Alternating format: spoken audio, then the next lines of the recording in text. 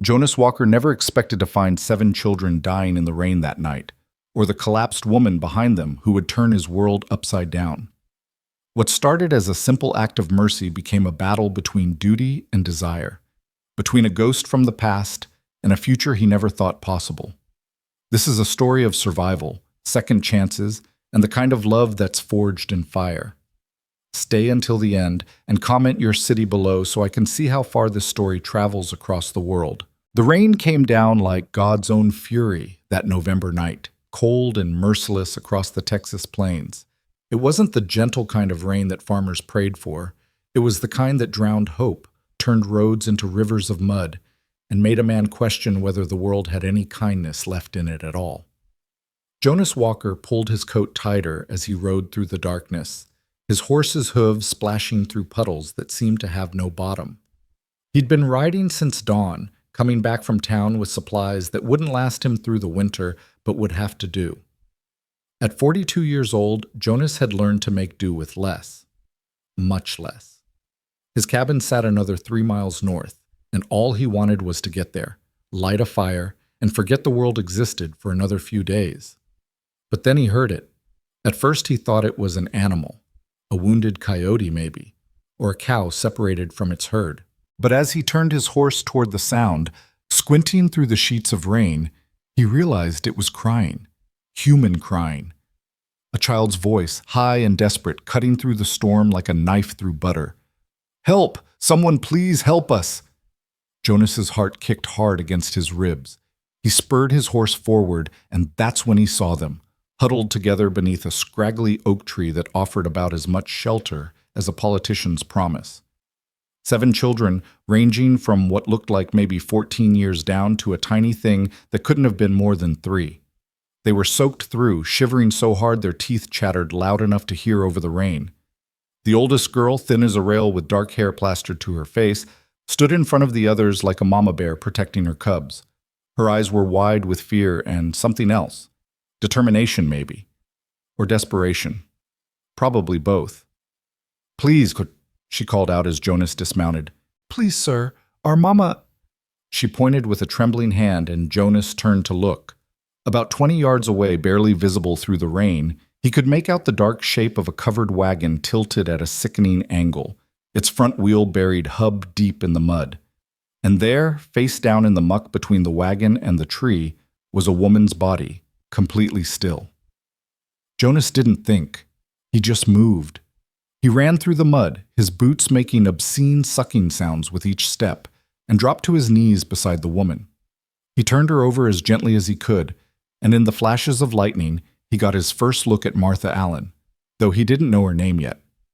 She was probably in her early 30s, with a face that might have been pretty if it wasn't gray as ash and streaked with mud.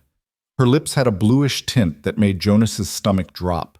He pressed 2 fingers to her throat, searching for a pulse, and for a terrible moment, he thought he was too late. Then he felt it, weak and thready, but there. She was alive, barely. "Is she dead?" The oldest girl had followed him, the 6 other children trailing behind her like ducklings. "Please, mister, tell me she ain't dead." "She's alive," Jonas said, hooking his arms under the woman's shoulders. "But she won't be for long if we don't get her warm. How long has she been like this?" "I don't know. An hour, maybe? The wagon broke and Mama was trying to fix it, but then she just fell down." Jonas lifted Martha into his arms. She weighed next to nothing, all bones and exhaustion. Her head lolled against his shoulder, and he could feel her shallow breathing against his neck. "My cabin's about 3 miles north," he said, looking at the oldest girl. "You think you and your brothers and sisters can walk that far?" "We'll crawl if we have to," she said, and Jonas believed her. "What's your name, girl?" Clara Allen. "These are my brothers and sisters, Thomas, Sarah, Rebecca, Matthew, Elizabeth, and that's little Emma." She pointed to each child in turn, and Jonas tried to commit the names to memory, though in the chaos of the storm, they mostly just became a blur of frightened faces. "All right, Clara, I'm Jonas Walker. I need you to be strong right now, you hear me? Your mama needs you to be strong." Clara nodded, though her chin was trembling. "Yes, sir." Jonas whistled for his horse, which came trotting over, looking about as happy with the situation as Jonas felt. He couldn't carry Martha and lead all 7 children on horseback. The horse would never manage it, especially in this mud. So he made a decision that he'd probably regret when his back started screaming at him tomorrow. He'd walk. Clara, you take little Emma and put her on the horse. The rest of you stay close to me. Don't wander off. Don't fall behind. If you do, I might not be able to find you again in this storm. Understood? 7 pairs of eyes stared at him through the rain, and 7 heads nodded. Good. Let's move. The walk back to Jonas's cabin was 3 miles of pure hell. The wind picked up, driving the rain into their faces like tiny frozen needles. The mud tried to claim Jonas's boots with every step, and Martha's weight, slight as it was, grew heavier with each passing minute. His arms burned. His back screamed. But he didn't stop. Behind him he could hear the children struggling. Thomas, who looked to be about 12, was helping young Matthew, who was crying softly. Sarah and Rebecca held hands, stumbling through the darkness. Clara walked beside the horse, one hand on little Emma to keep her steady, her eyes never leaving her mother's face. Is she still breathing? Clara called out every few minutes, and every time Jonas would check and call back, yes. But he wasn't sure how much longer he could keep saying yes. Martha's breathing was getting shallower, her skin colder. She needed warmth, needed it fast, and 3 miles in a storm might as well be 300. Tell me about your family, Jonas said to Clara, partly to distract her and partly to keep himself going. Where were you headed? West, Clara said, her voice barely audible over the wind. Mama said there was land out west where we could start over. Said we could have our own farm maybe, somewhere that wasn't all used up and worn out. Your daddy? Clara's face tightened. Dead. Died last spring. Worked himself to death on land that wouldn't grow nothing but rocks and regret, Mama said. Jonas nodded. He knew that story. Hell, he'd lived that story, or one pretty damn close to it. Mama tried to keep the farm going, Clara continued, but the bank wanted money we didn't have, so we sold everything we couldn't fit in the wagon and headed out. That was 6 weeks ago. 6 weeks on the road with 7 children and no man to help. Jonas felt a reluctant admiration for the woman in his arms. She had spine, he'd give her that. We're almost there, he lied. They were maybe halfway, but the children needed hope more than they needed truth right now. The storm intensified, if such a thing was possible. Thunder cracked so loud it felt like the sky was splitting open, and lightning turned the world white for brief, blinding moments. Little Emma started crying on the horse, and Clara tried to soothe her with a song that Jonas could barely hear. Hush, little baby, don't say a word. Her voice cracked on the words, but she kept singing anyway, and something about this terrified girl trying to comfort her baby sister while their mother lay dying in a stranger's arms, made Jonas's throat tight. Mama's gonna buy you a mockingbird. He'd lost his own wife 8 years ago, lost her and the baby she was carrying, both gone in one terrible night of blood and screaming and prayers that went unanswered. He'd buried them in the spring when the ground finally thawed, and then he'd buried himself too, in a way. Buried himself in work and silence, and the kind of solitude that slowly turns a man into a ghost of himself. This cabin he was taking them to, it had been his and Caroline's dream once, a place to raise children, to build a life. Now it was just 4 walls and a roof, a place to exist rather than live. And if that mockingbird don't sing, but there was something about the weight of this woman in his arms, about the sound of 7 children's footsteps behind him, about Clara's broken lullaby floating through the storm, something that reached down into that buried part of him and gave it a shake. There! Jonas called out as another flash of lightning illuminated the landscape. See that light? That's home! It wasn't much, just a small cabin with a covered porch and a barn that was more lean than structure, but to the children it must have looked like a palace. They actually started moving faster, and Jonas had to tell them to slow down before someone twisted an ankle in the dark. He kicked open the door. Not locked, never locked. What was the point when you lived this far from anywhere, and was hit with a blast of cold, stale air? The cabin was dark and smelled of old smoke and loneliness. Clara, there's matches on the mantel. Get the fire going. The rest of you stay put until I can get some light in here. He carried Martha to his bed, the only bed in the single-room cabin, and laid her down as gently as he could. Even in the darkness, he could tell she was in bad shape. Her breathing was raspy now, and her skin was cold as clay. Behind him, Clara struck a match, and warm light bloomed in the fireplace. She'd clearly done this before.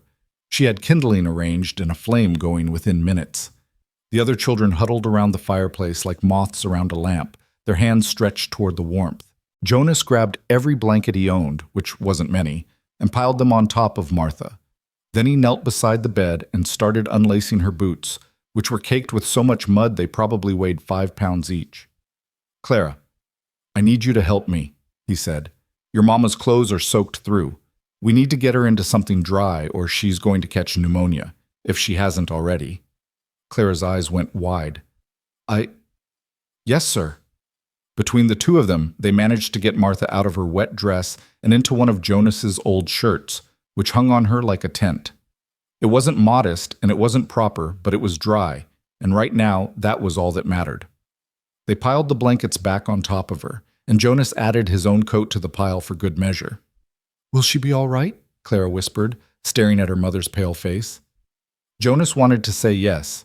He wanted to tell this brave girl that everything would be fine, that her mother would wake up in the morning good as new, but he'd learned a long time ago that pretty lies were more cruel than ugly truths. "I don't know," he said quietly, "but she's breathing and she's out of the rain. That's something." Clara nodded, blinking back tears. "Thank you for helping us. You didn't have to." "Yes, I did," Jonas said, and he meant it. He stood up and looked at the 6 other children still clustered around the fireplace. They were all staring at him with a mixture of hope and fear, waiting to see what would happen next.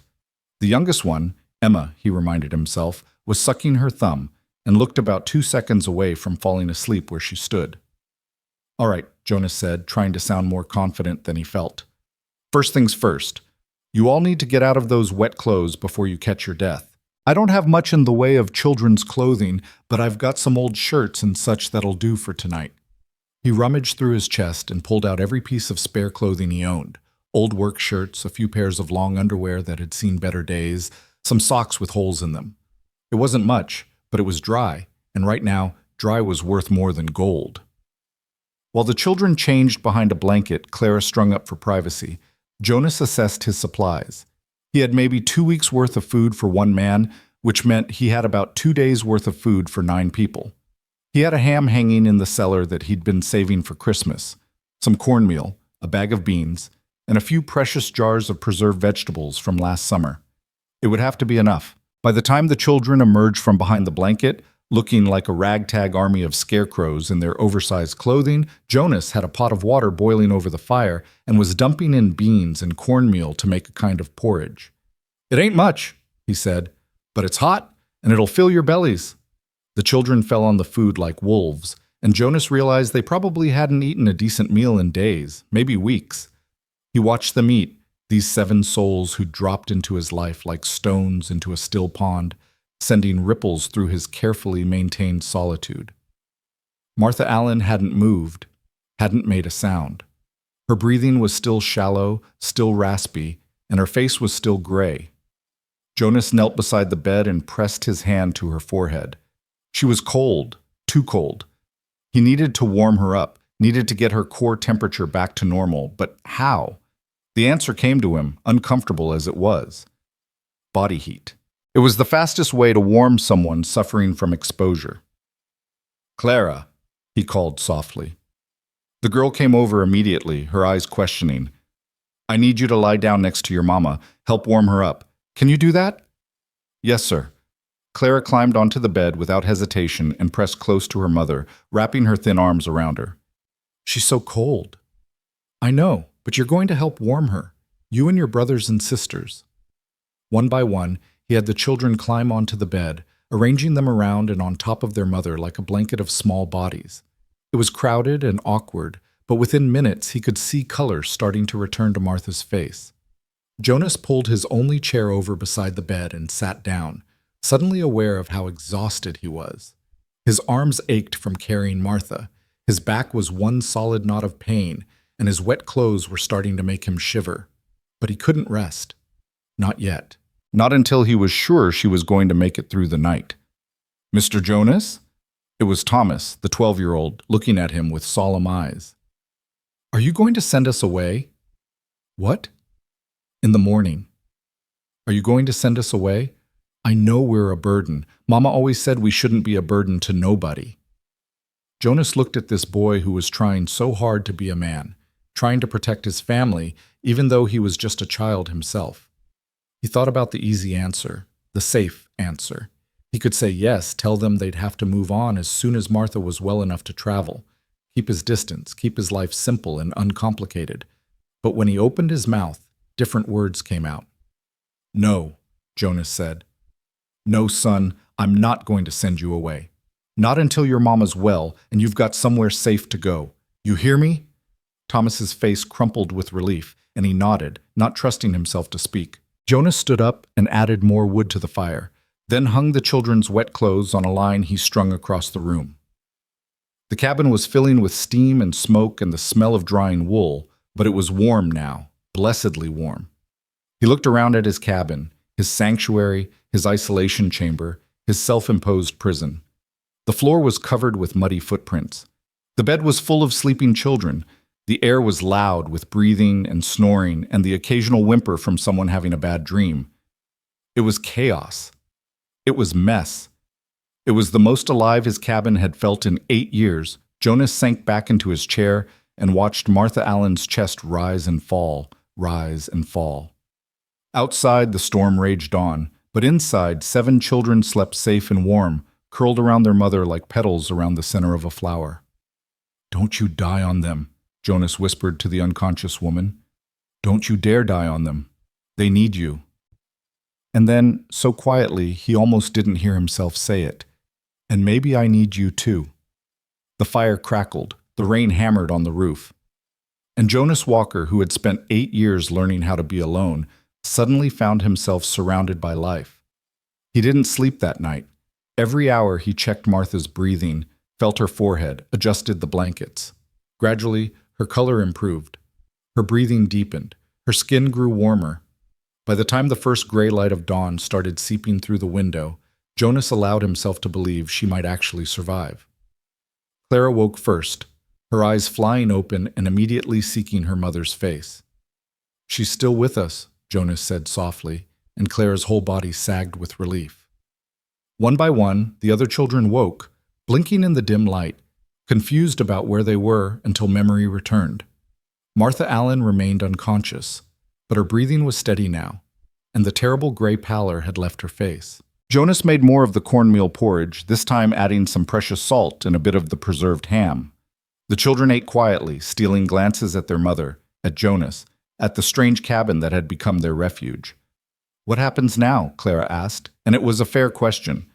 Jonas looked at these 7 children, at their mother lying unconscious in his bed, at the chaos they'd brought into his carefully ordered solitude. He thought about his plans, simple plans, quiet plans, plans that involved no one but himself. And then he thought about Martha Allen collapsing in the mud, about 7 children shivering in the rain, about how easily they all could have died if he'd taken a different road home, if he'd been an hour later, if he'd decided to ignore that cry for help. Now, Jonas said, looking at Clara's brave, frightened face, now we wait for your mama to wake up. And while we wait, we survive. Together. It was a promise he wasn't sure he could keep. But looking at those 7 pairs of eyes watching him with fragile hope, Jonas Walker knew he was going to try.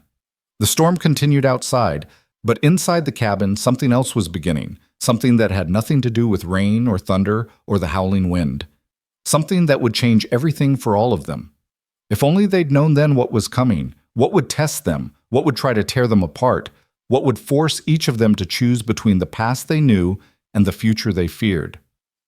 But that morning, in the gray light of dawn, with 7 children fed and warm and their mother breathing steady, Jonas allowed himself to hope.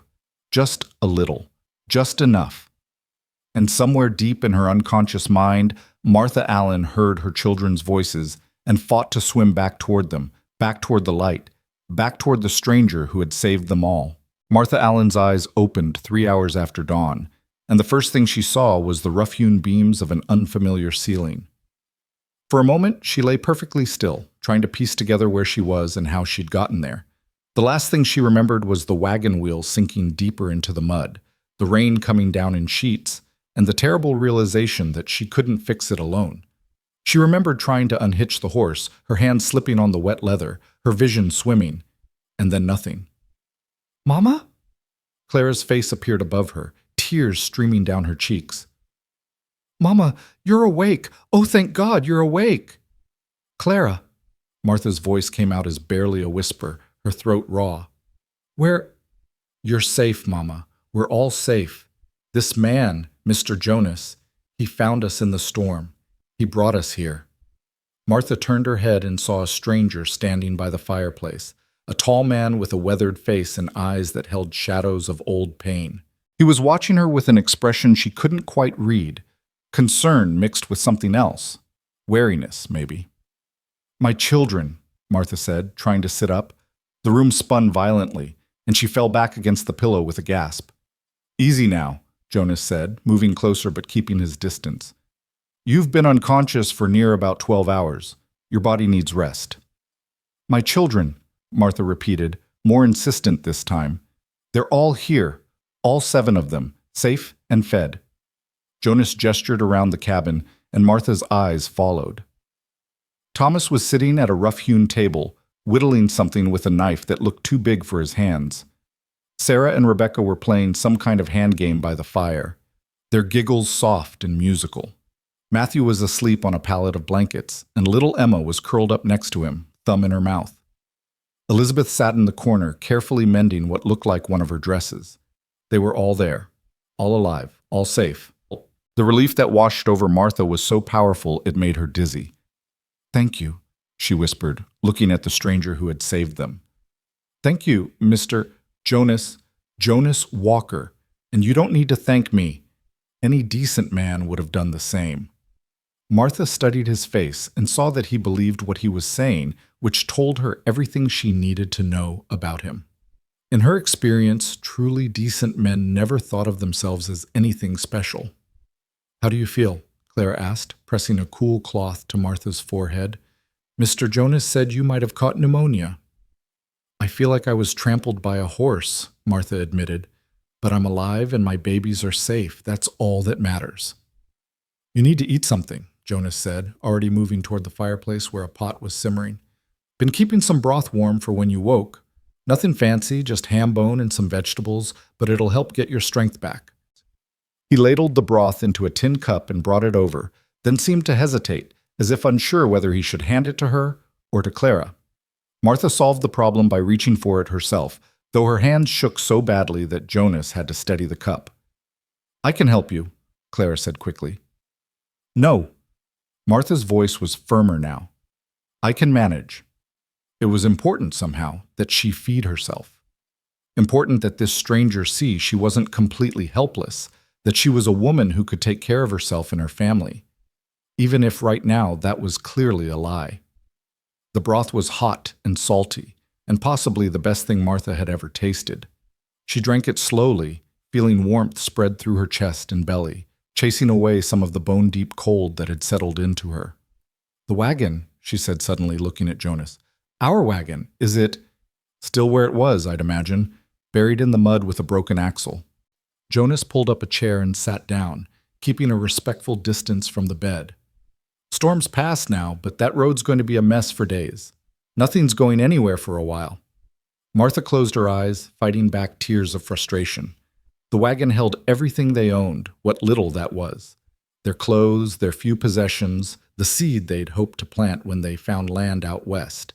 And now it was just sitting there in the mud, probably being picked over by scavengers or ruined by the weather. "We'll get it," Jonas said quietly, as if reading her thoughts. "When you're well enough, we'll go back with my horse and see what we can salvage. But that's not something to worry about today." "Everything I own is in that wagon." Martha's voice cracked despite her best efforts to keep it steady. "And everything you need is right here in this cabin. Your children, alive and warm. That's worth more than all the possessions in the world, Mrs. Allen." Martha opened her eyes and looked at him. "You know my name." "Clara told me Told me you were headed west, told me about your husband passing. I'm sorry for your loss. Thank you. Martha set the empty cup down on the table beside the bed. Mr. Walker, I need to know, how long can we stay? I know we're in imposition, and I promise as soon as I'm strong enough, we'll be on our way. I just need a day or two to get my strength back, and then nothing, Jonas interrupted. You're not going anywhere until you're fully recovered and until we can figure out what to do about that wagon. Could be a week, could be two, however long it takes. I can't ask you to... You're not asking, I'm telling. Jonas stood up, and Martha saw the set of his jaw, the determination in his eyes. You've got 7 children depending on you, Mrs. Allen. You can't take care of them if you're dead. So you're going to stay here, you're going to rest, and you're going to get well. Understood? Martha wanted to argue. Pride demanded that she argue, but her body was already pulling her back toward sleep, and she was wise enough to know when she was beaten. Understood, she whispered. Jonas nodded once, then turned to Clara. Your mama needs to sleep. Keep the little ones quiet if you can. Over the next 3 days, Martha drifted in and out of consciousness, her body fighting off fever and exhaustion in equal measure. When she was awake, she was aware of Jonas moving around the cabin, always busy, always working. She heard him giving quiet instructions to the children, heard the sound of wood being chopped, heard the crackle of the fire, and the murmur of young voices. Clara rarely left her side, and when Martha was lucid enough to notice, she realized her daughter had taken on the role of nurse with a competence that was both impressive and heartbreaking. A 14-year-old girl shouldn't have to know how to care for a sick mother, shouldn't have to carry that kind of responsibility. But Clara did it without complaint, bathing Martha's face with cool water when the fever spiked, helping her drink broth and water, changing the blankets when they became soaked with sweat. You're so strong, Martha whispered to her daughter during one of her more lucid moments. When did you get so strong? I learned from you, Mama, Clara said simply, and Martha had to look away before her daughter could see the tears. On the 4th day, Martha woke feeling truly awake for the first time. The fog in her head had cleared, and though she was weak as a newborn kitten, she could think clearly. She could hear voices outside the cabin, Jonas's deep rumble and the higher pitches of her children responding. She sat up slowly, testing her strength, and was relieved when the room didn't spin. Her legs trembled when she swung them over the side of the bed, but they held her weight. She stood, gripping the bedpost for support, and made her way to the window. Outside, Jonas was teaching Thomas how to split wood. Her son was struggling with the axe, which was clearly too heavy for him, but Jonas was patient, showing him how to let the weight of the tool do the work, how to aim for the cracks in the wood. Sarah and Rebecca were hanging laundry on a line strung between 2 trees, their dresses, clean now, flapping in the breeze. Matthew and Elizabeth were playing some kind of game with sticks, and little Emma was toddling after them, laughing. They looked happy. Fed and clean and safe and happy. Martha's throat tightened. How long had it been since she'd seen her children look like that? Not since before Jacob died, certainly. Probably not since before he got sick. For the past year, they'd all been just surviving, just getting through each day. But here, in this stranger's cabin, they were children again. The door opened, and Clara came in with an armful of firewood. She stopped when she saw Martha standing by the window. Mama, you shouldn't be up. You need to rest. I've been resting for 4 days. Martha turned from the window, keeping one hand on the wall for balance. I need to start being useful again. Mr. Jonas says you're not to lift a finger until you're fully recovered. Mr. Jonas isn't my keeper. But Martha said it gently, with no heat. Though I'm grateful for his care of all of us. Clara set the wood down by the fireplace and came to her mother, taking her arm. He's a good man, Mama. Lonely, I think, but good. He doesn't talk much about himself, but I can tell he's carrying some kind of hurt. Martha looked at her daughter with surprise. When had Clara become so perceptive? When had she learned to read people that way? This was his wife's dress, Clara continued, touching the fabric of the simple cotton dress Martha was wearing. He didn't say so, but I saw the way he looked at it when he gave it to me to help you into, like it hurt him to see it again. His wife. Dead, I think. There are no women's things here except for a few dresses in that trunk by the wall, and there's a marker out past the barn. I saw it when I was gathering eggs this morning. 2 markers, actually. One big and one small. His wife and child, then. Martha's heart ached for him. She knew what it was to lose a spouse, but to lose a child too? She couldn't imagine surviving that kind of grief. The door opened again, and Jonas came in, followed by Thomas, who was red-faced and sweating but grinning with pride. "Split a whole cord of wood," Thomas announced. "Mr. Jonas says I'm a natural." I said you're getting better," Jonas corrected, but there was a hint of a smile on his face. Then he saw Martha standing by the window, and the smile faded. "You shouldn't be up." "So I've been told." Martha lifted her chin. "But I'm feeling much better, and I need to start earning my keep." "You don't need to earn anything. You're a guest here." "A guest who's been imposing on your hospitality for 4 days now." Martha moved carefully toward the table, still using the wall for support. "I'm not an invalid, Mr. Walker, and I'm not comfortable being a burden." Jonas's jaw tightened. "You're not a burden? 7 children and a sick woman taking over your cabin? I'd say that's the very definition of a burden." They stared at each other across the small cabin, and Martha saw something flicker in Jonas's eyes. Irritation, maybe, or frustration, but underneath that something else, something that looked almost like longing. "Fine," he said finally. "You want to help? You can peel potatoes for supper, but you do it sitting down, and if you start feeling poorly, you go right back to bed. Deal?" "Deal." Jonas brought her a bucket of potatoes and a knife, then pulled out a chair for her at the table. Martha sat, grateful to be off her feet, and started peeling. Her hands were clumsy at first, weak from days of inactivity, but the familiar motion came back to her quickly. The cabin fell into a comfortable rhythm. Thomas went back outside to practice his wood splitting. Clara started preparing the evening meal, moving around the small kitchen area with efficiency. The younger children came in and out, bringing news of found bird nests and interesting rocks, and all the small dramas of childhood. And Jonas sat across from Martha, cleaning his rifle and occasionally glancing up at her, as if checking to make sure she was really all right. "How long have you lived here?" Martha asked, breaking the silence. 8 years. Built the cabin myself, mostly. Had some help with the heavy lifting, but did most of the work alone. It's a good cabin. Solid. It keeps the rain out, mostly. Jonas ran an oiled cloth along the barrel of the rifle.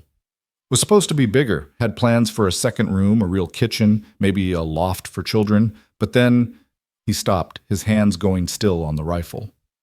"But then life had other plans," Martha finished softly. Jonas nodded, not looking at her. "Caroline, my wife, she died before we could finish. Her and the baby both. Died right there in that bed where you've been sleeping." Martha's hand stilled on the potato she was peeling. "I'm so sorry. Clara told me about the markers." "Did she now?" Jonas's voice was neutral, but Martha could hear the tension underneath. "She's observant, my Clara, too observant sometimes. I hope she didn't overstep." "No, it's fine. It's not exactly a secret." Jonas set the rifle aside and looked directly at Martha for the first time since the conversation started. "I don't talk about it much. Don't see the point in dwelling on what can't be changed.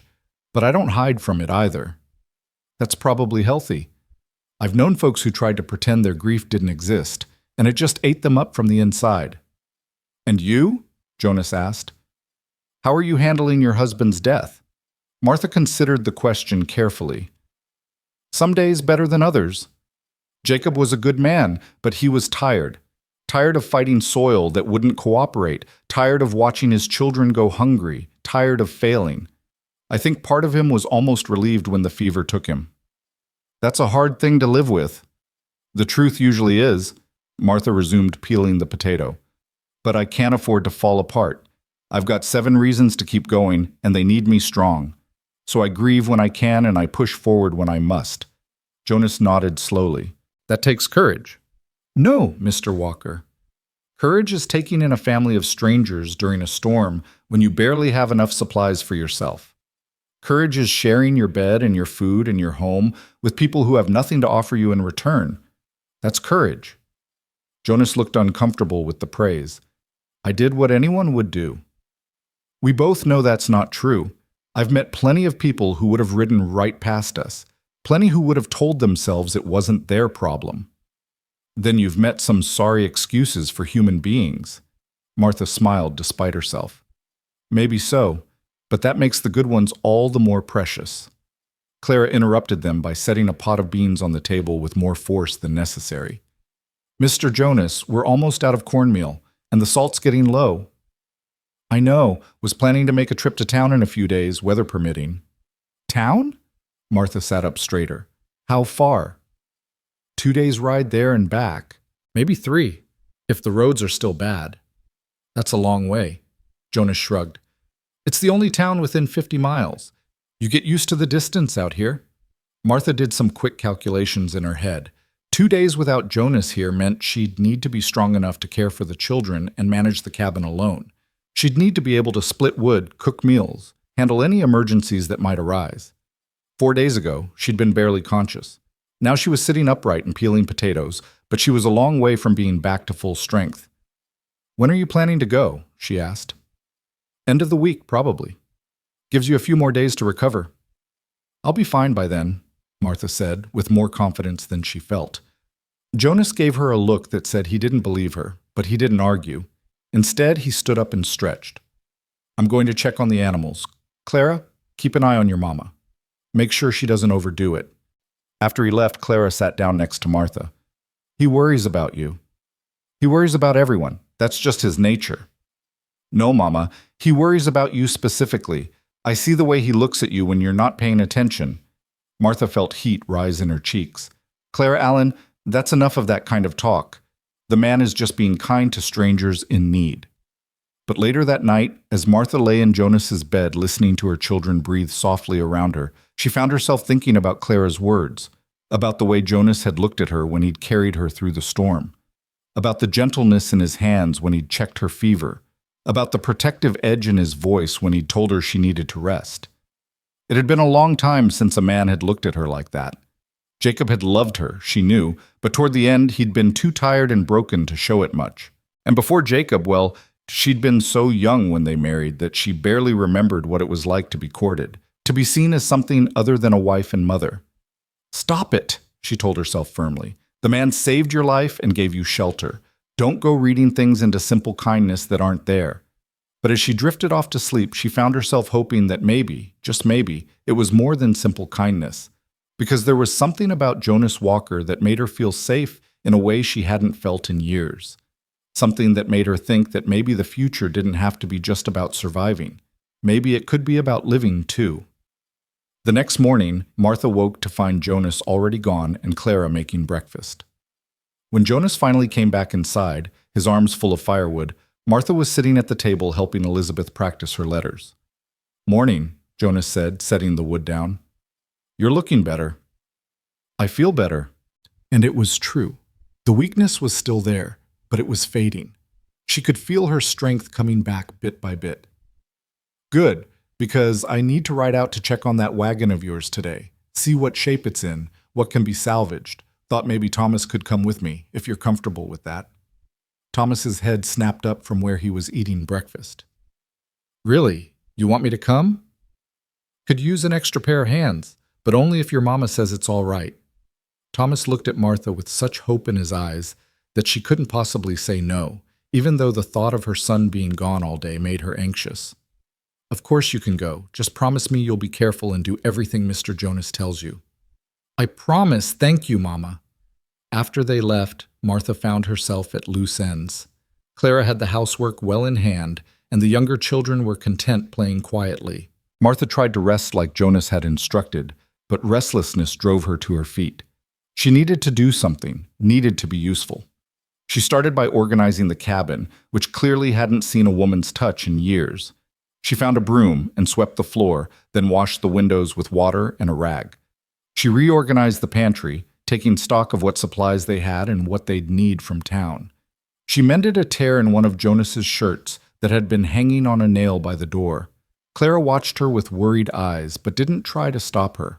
They both knew that Martha needed this, needed to feel like she was contributing, like she wasn't just another mouth to feed. When Jonas and Thomas returned as the sun was setting, they brought news both good and bad. The wagon was repairable, but it would take time and materials Jonas didn't have. They'd managed to salvage most of the family's possessions, which Jonas had loaded onto his horse and into a small handcart he'd brought along. The bad news, Jonas said, setting down a heavy trunk, is that about half your supplies got ruined by the rain. Flour's all soggy, sugar's dissolved, most of the fabric's rotted. The good news is that your seed packets were in a tin and stayed dry, and most of your clothes are salvageable. Martha nodded, trying not to show her disappointment. She'd expected as much, but it still hurt to lose what little they'd had. I can fix the wagon, Jonas continued, but it'll take maybe a week of work, and I'll need to go to town for an axle and some other parts. Which means you and the children will be here a while longer, if that's all right with you. Martha looked around the cabin, at her children who had already started treating it like home, at Jonas, who was watching her with those careful, guarded eyes. "It's more than all right," she said quietly. "As long as you're sure you want us here." Something flickered across Jonas's face, too quick to read. "I'm sure." That night, they had their first real family meal together. Jonas had shot a deer the day before, and Clara had made a stew with the meat and vegetables from Jonas's root cellar. They all crowded around the small table. Jonas and Martha and 7 children, passing bowls and talking over each other in the way of large families. Jonas sat at the head of the table, and Martha found herself watching him as he listened to Thomas describe every detail of their wagon recovery expedition. The way Jonas's eyes crinkled when Matthew made a joke. The way he patiently cut up Emma's meat into small pieces without being asked. The way he praised Rebecca when she managed to drink her entire cup of milk without spilling. He was good with children, natural with them in a way that spoke of lost dreams and broken hopes. Martha wondered what kind of father he would have been if his baby had lived, what kind of husband he would have been if his wife had survived. "Stop it," she told herself again, but it was getting harder to listen to that voice of reason.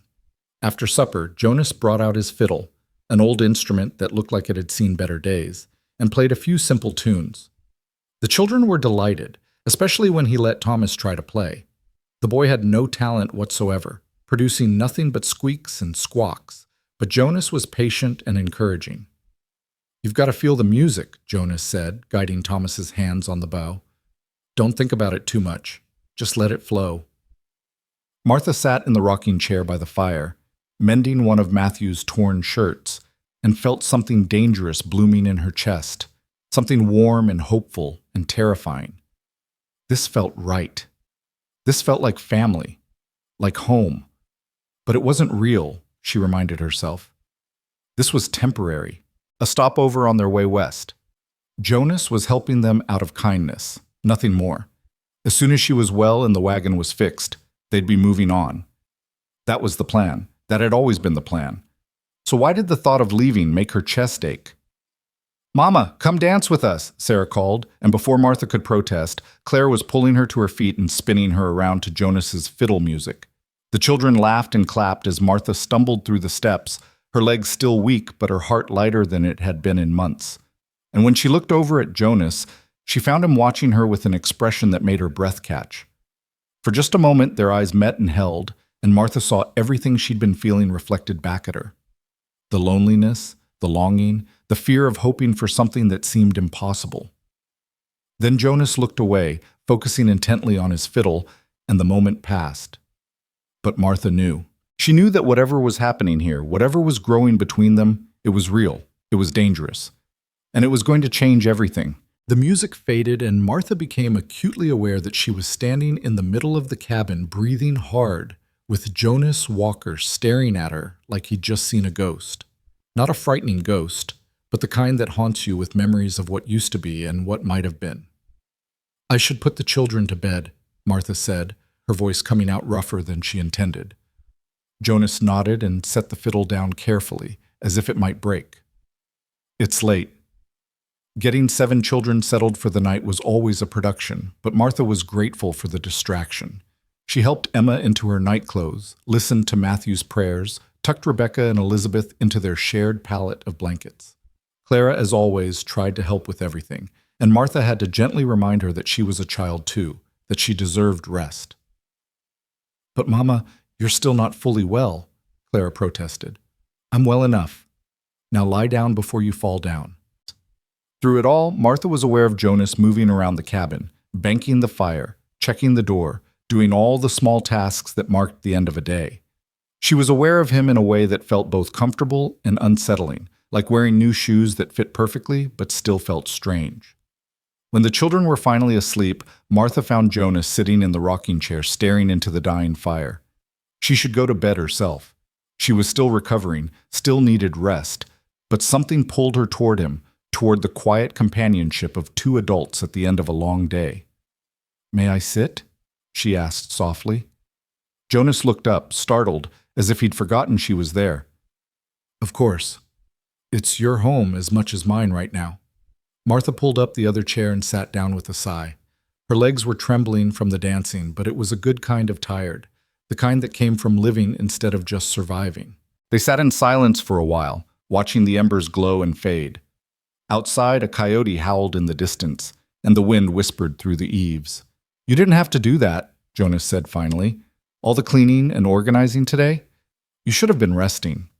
I needed to feel useful, needed to do something besides lie in bed feeling like a burden. You keep saying that word, burden, like it's something you need to apologize for. Don't I? Martha looked at him. You saved our lives, Mr. Walker. You took us into your home when you didn't have to, fed us when you barely had enough for yourself. And all I've done is take up your bed and eat your food and turn your peaceful cabin into chaos. Jonas was quiet for a long moment. When he finally spoke, his voice was rough. This cabin hasn't been peaceful. It's been silent. There's a difference. Martha didn't know what to say to that, so she said nothing. After Caroline died, Jonas continued, still staring into the fire. I thought silence was what I wanted. Thought if I could just be alone, if I could just not have to see reminders of what I'd lost everywhere I looked, I'd be all right. So I stayed here, worked the land, kept to myself, and for a while I convinced myself it was enough. But it wasn't. No, it wasn't. He finally looked at her, and Martha saw raw honesty in his eyes.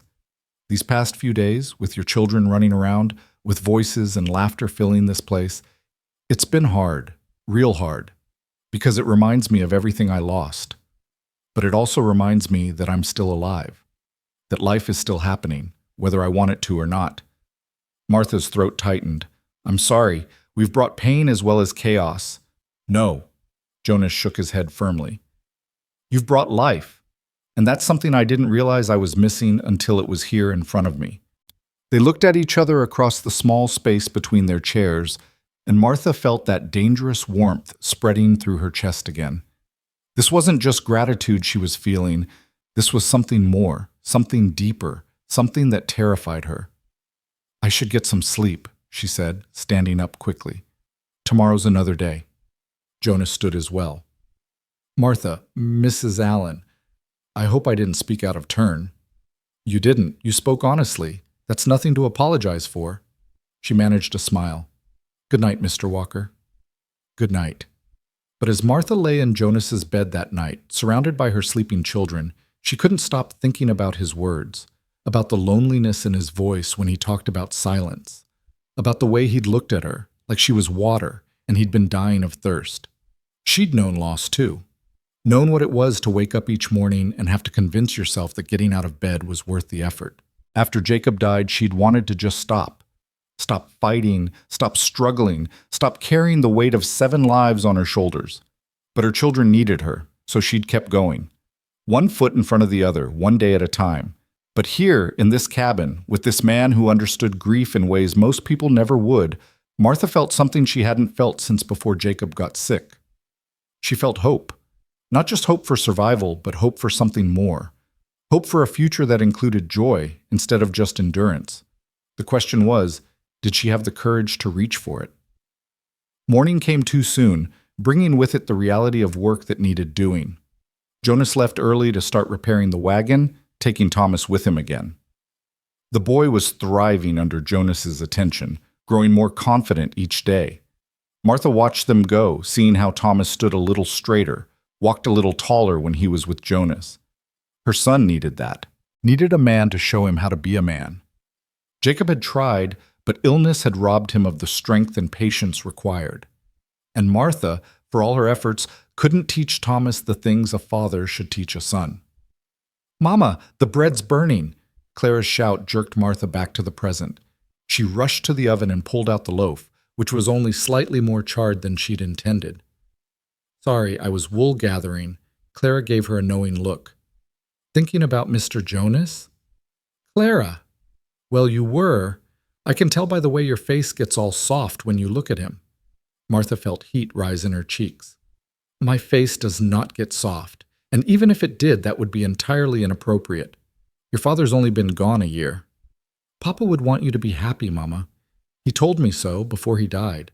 He said I should make sure you didn't spend the rest of your life alone. Martha's eyes stung with sudden tears. He said that? Clara nodded. He said you were too young to be a widow forever. Said you deserved someone who could take care of you for a change, instead of you always taking care of everyone else. Martha had to sit down. Jacob had said that? Her tired, broken husband had thought about her future, about her happiness, even as he was dying. I miss him, Martha whispered. I miss him so much sometimes it feels like I can't breathe. Clara wrapped her arms around her mother. I know, I miss him too, but Mama, missing Papa doesn't mean you can't be happy again, doesn't mean you can't care about someone else. It's too soon. People would talk. Let them talk. We're going west, remember? We'll never see those people again anyway. Martha laughed despite herself. When did you get so wise? I learned from the best. The days developed a rhythm. Jonas worked on the wagon while Martha grew stronger, taking over more of the household duties. She cooked and cleaned, mended clothes, and told stories to the younger children.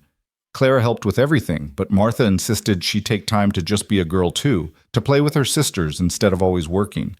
Thomas came back from his days with Jonas full of new knowledge, how to set a trap, how to read animal tracks, how to judge the weather by the clouds. He talked constantly about Mr. Jonas says this, and Mr. Jonas taught me that, and Martha saw hero worship blooming in her son's eyes. It should have worried her. They were getting too comfortable here, too attached. But every time she thought about leaving, about packing up the children and heading west again, her heart rebelled against the idea. One afternoon, while Jonas was in town getting supplies for the wagon repair, Martha decided to tackle the vegetable garden behind the cabin. It was overgrown with weeds and clearly hadn't been tended in years, but she could see the bones of what had once been a productive plot. She was on her knees pulling weeds when Clara came out. Mama, you shouldn't be doing that. You're still recovering. I'm fine. Besides, it feels good to work the soil again. I've missed it.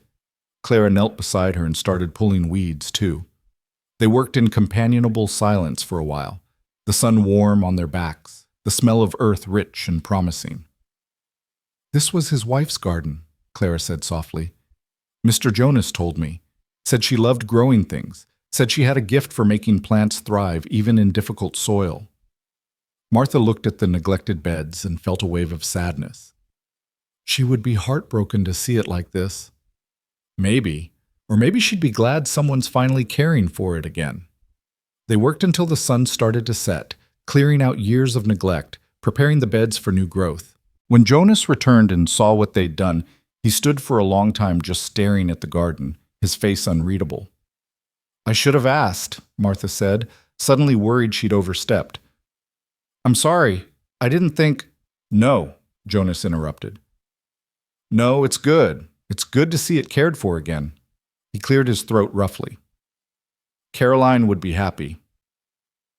That night at supper, Jonas was quieter than usual. Martha caught him looking at her several times with an expression she couldn't quite read. After the children were in bed, he asked if she'd sit with him again by the fire. I need to tell you something, he said once they were settled, about why I really brought you here. Martha's stomach clenched. All right. When I found you collapsed in the mud, when I saw those 7 children about to lose their mother, something in me just broke. Or maybe it healed, I don't know. But I couldn't leave you there, couldn't ride away and pretend I hadn't seen. Not because I'm a good man, but because I'm a selfish one.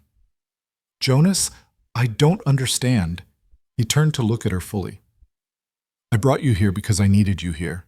Needed the noise and the chaos and the life you brought with you. I told myself it was about helping you, about being decent. But the truth is I was helping myself. I was filling this cabin with something besides ghosts. Martha's heart was pounding. That doesn't make you selfish. That makes you human. Does it? Jonas's laugh was bitter. Because the really selfish part is that now that you're here, now that I've had a taste of what life could be like again, I don't want you to leave. I want you to stay. You and all 7 of your children. I want to fix that wagon and then convince you not to use it.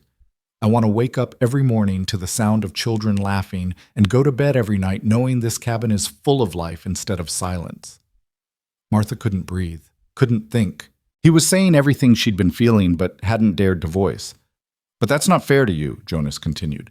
You came here by accident, by necessity. You have plans, dreams of going west and starting over. I have no right to ask you to give that up. No right to want what I want.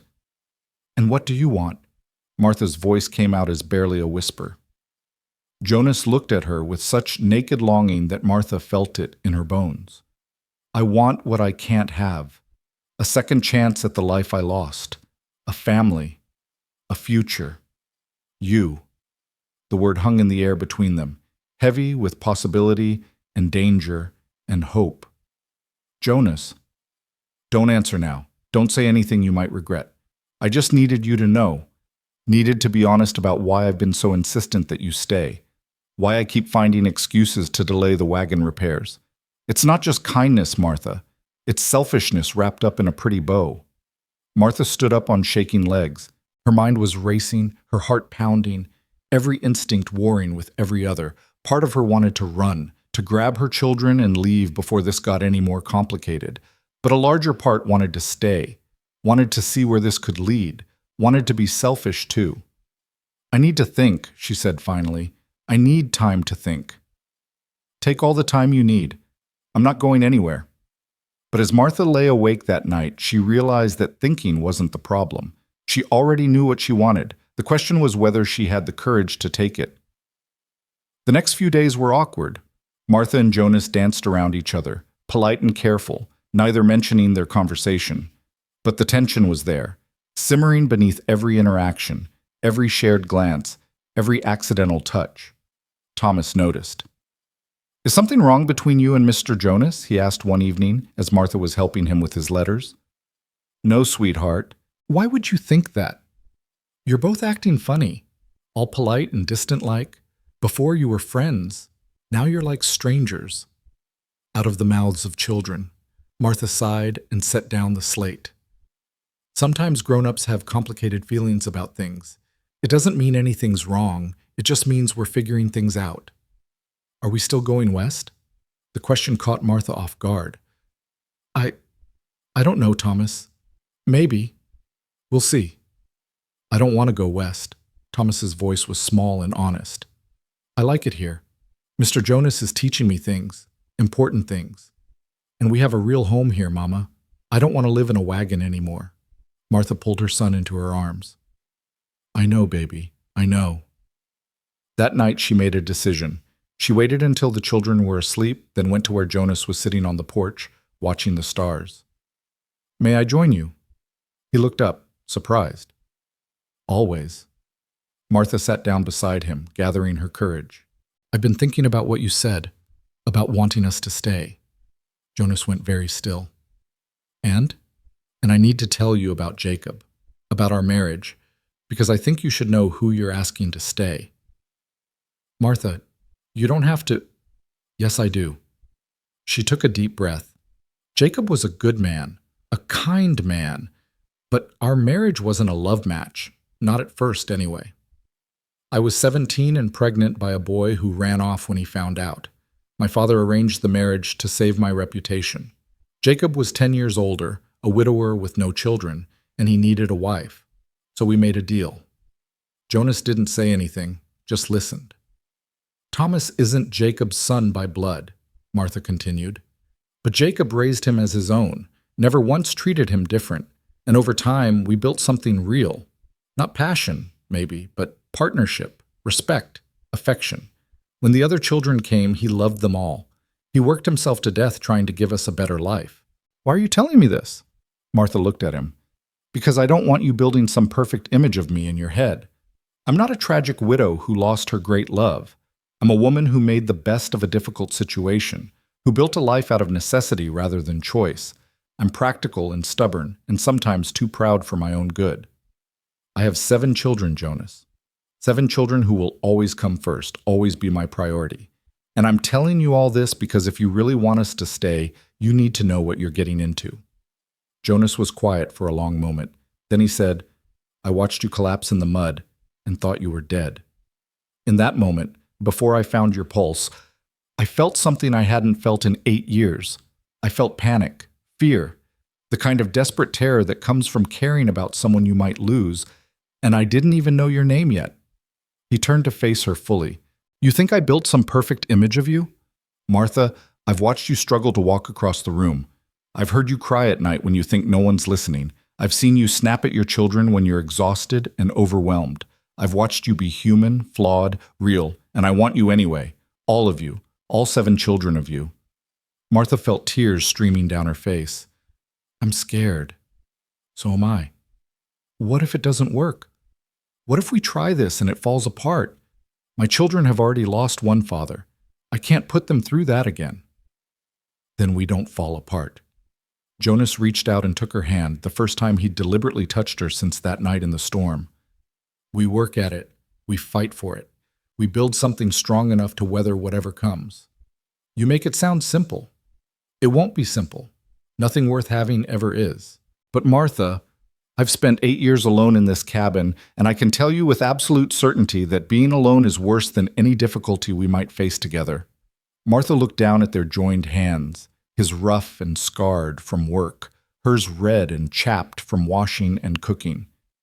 They were the hands of survivors, of people who'd been knocked down and gotten back up. Maybe that was enough. Maybe that was everything. My children need stability, she said slowly. They need to know that this is real, that you're not going to change your mind in a month or a year when the novelty wears off. I know. And I need time. Time to be sure this is right. Time to let my children adjust. Time to honor Jacob's memory properly. I can give you time, as much as you need.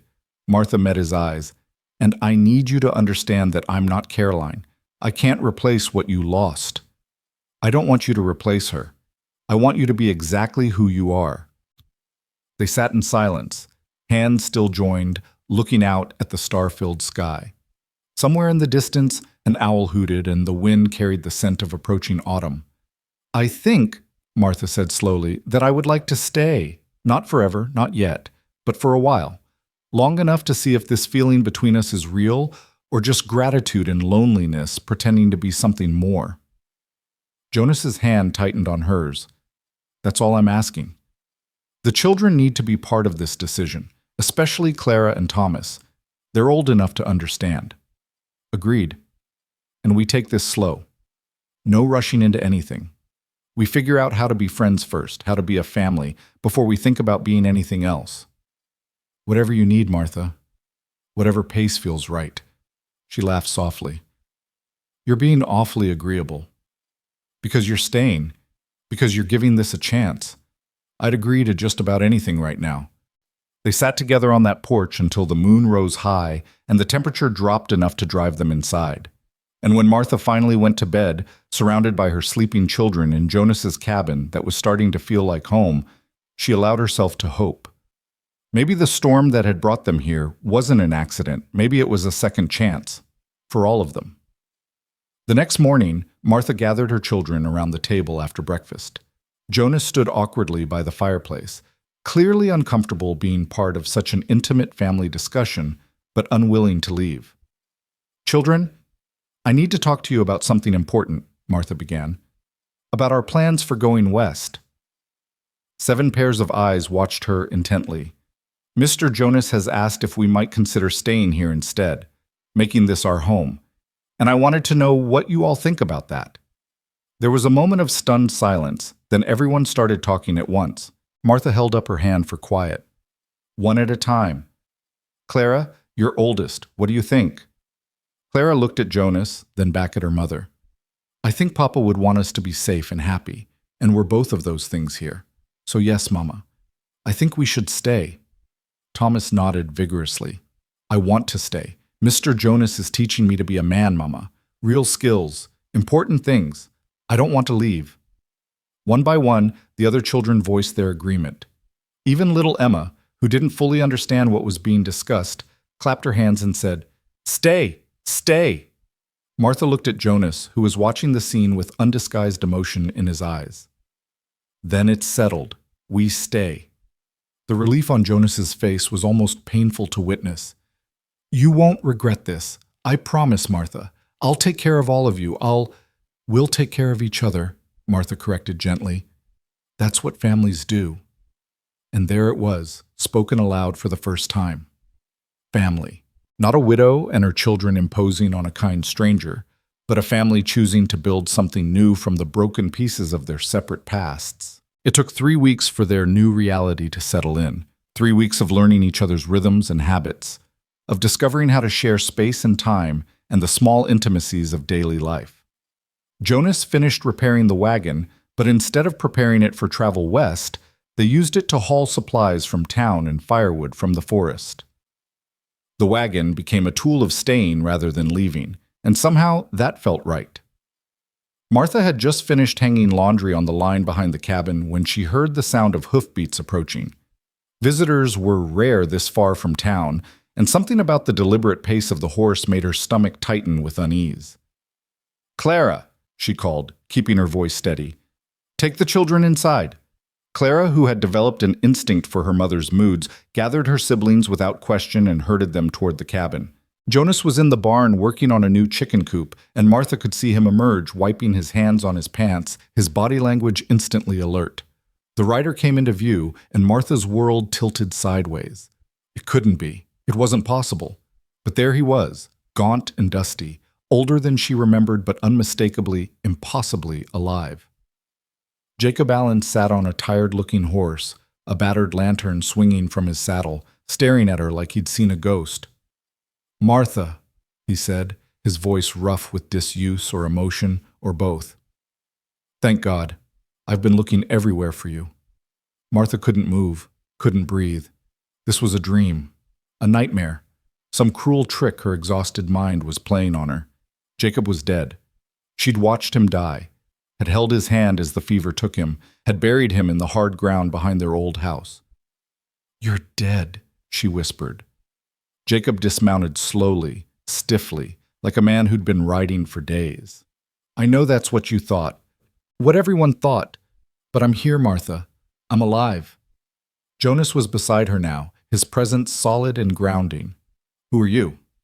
"Jacob Allen, Martha's husband." Jacob's eyes moved between them, and something flickered across his face. Understanding, maybe, or suspicion. "And you are?" "Jonas Walker. I found your wife and children near death in a storm 6 weeks ago. Brought them here." The words hung in the air, heavy with implication. 6 weeks. Long enough for Martha to have built a new life. Long enough for her to have started healing, started hoping, started falling for the man standing beside her.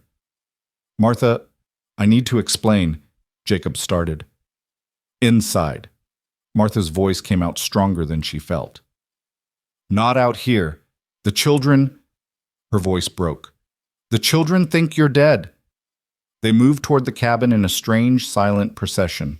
Martha's mind was racing, trying to process what was happening, trying to understand how the world could turn upside down twice in the span of 2 months. The children were clustered around Clara when they entered, and the moment Thomas saw Jacob, he made a sound somewhere between a sob and a shout. "Papa?" Then chaos erupted. The children surged forward, crying and laughing and shouting all at once. Jacob dropped to his knees and gathered as many of them as he could into his arms, tears streaming down his weathered face. "My babies," he choked out. "My sweet babies. I've missed you so much." Martha stood frozen, watching her children reunite with the father they'd mourned. She felt Jonas beside her, felt the careful space he was maintaining between them, and wanted to scream at the universe for its cruel timing. Emma, who had been only 2 when Jacob left and barely remembered him, hung back uncertainly, clutching Martha's skirt. Rebecca and Elizabeth were crying but seemed confused, caught between joy and fear. Thomas and Clara clung to their father like they'd never let go.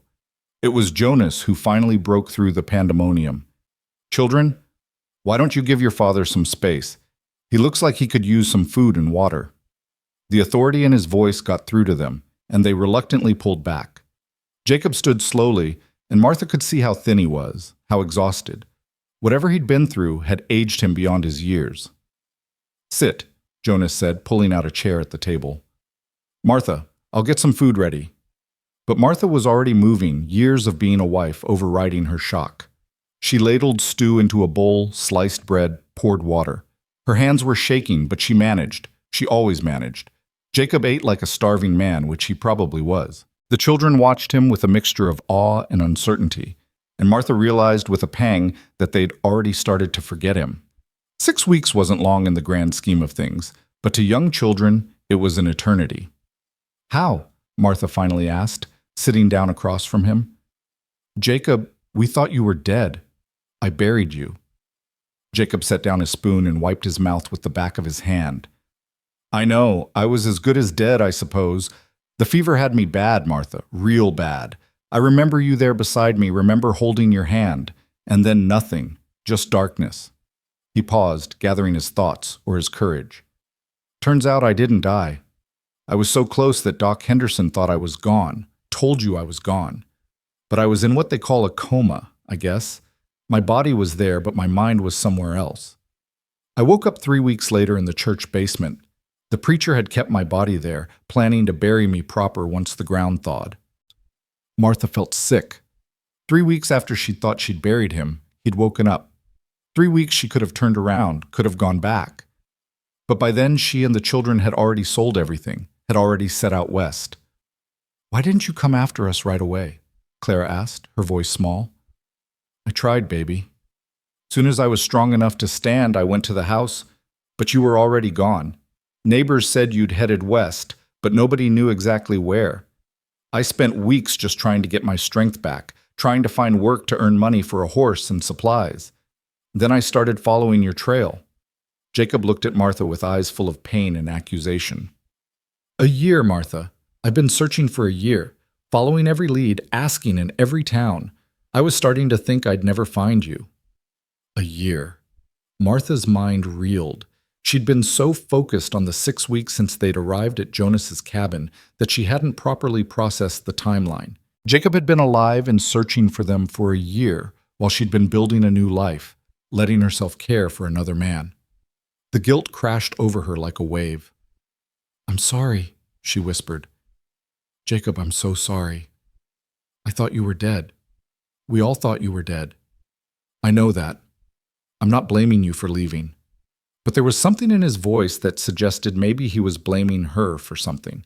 His eyes moved to Jonas, who had positioned himself near the fireplace, separate from the family scene but still present. "What I need to know is what happens now." The question hung in the air like a sword ready to drop. Martha looked at her children, at Jacob, at Jonas. She thought about the past 6 weeks, about the life she'd started to imagine, about the feelings she'd allowed herself to have. "Now you rest," she said, because it was the only answer she could give that wouldn't shatter someone. "You've been traveling for days by the look of you. We'll figure everything else out tomorrow." Jonas cleared his throat. "You can have my bed. I'll sleep in the barn." "Jonas, no," Martha started. "It's fine. You and your husband need privacy to talk, to figure things out." Jonas's voice was carefully neutral, but Martha could see the pain in his eyes. "I'll just grab a few things." He left before Martha could protest further, and suddenly the cabin felt smaller, the air thicker. Jacob was watching her with an expression she couldn't quite read. "He's been good to you," Jacob said. It wasn't quite a question. "He saved our lives, took us in when we had nothing. Looks like he gave you more than just shelter." Martha's spine stiffened. "What's that supposed to mean?" "I saw how you looked at each other, how he stood beside you, like he had a right to be there." "He did have a right. He's been more of a father to these children in 6 weeks than—" Martha stopped herself, horrified by what she'd almost said. But Jacob had heard enough. "Than I was in years of breaking my back trying to provide for them? Is that what you were going to say? Jacob, I didn't mean— Didn't you?" Jacob stood up, his chair scraping loud against the floor. "I died trying to give you a better life, and the moment I'm gone, you replace me? You weren't gone. You were dead." Martha was on her feet too, anger burning through her guilt. "I mourned you, Jacob. I grieved. And then I had to keep living because 7 children needed me to keep living. Don't you dare make me feel guilty for surviving." The children had scattered to corners of the cabin, eyes wide with fear. They'd never heard their parents fight like this. Martha and Jacob had always been careful, always kept their disagreements private. Martha took a deep breath, forcing herself to lower her voice. "I'm sorry. You're exhausted and I'm in shock and we're saying things we don't mean. Please, just rest. We'll talk in the morning when we're both thinking clearer." Jacob stared at her for a long moment, then nodded stiffly. "Fine. Where's this bed I'm supposed to sleep in?" Martha showed him, then gathered the children and took them outside, needing air, needing space, needing to process what had just happened. Jonas was in the barn, spreading hay to make a bed for himself. He looked up when they entered, his face carefully blank. "Is he settled?" Jonas asked. "For now." Martha sat down on a hay bale, suddenly exhausted beyond measure. The children clustered around her, and she could feel their confusion, their fear. "Mama?" Clara said softly. "What's going to happen?" "I don't know, sweetheart. I honestly don't know." Jonas crouched down in front of Emma, who had started to cry. "Hey there, little one. It's all right. Your papa came back. That's a good thing." "But what about you?" Emma asked, her voice trembling. "Are you going to leave?" The question hit Martha like a physical blow. In all the chaos of Jacob's return, she hadn't thought about what it would mean for Jonas. This was his home. They were the ones who would have to leave. "No one's leaving tonight," Jonas said firmly. "Tonight we're all going to sleep, and tomorrow we'll figure things out, all right?" He looked at Martha when he said it, and she saw everything he wasn't saying. "I love you. I don't want to lose you, but I'll let you go if that's what you need to do."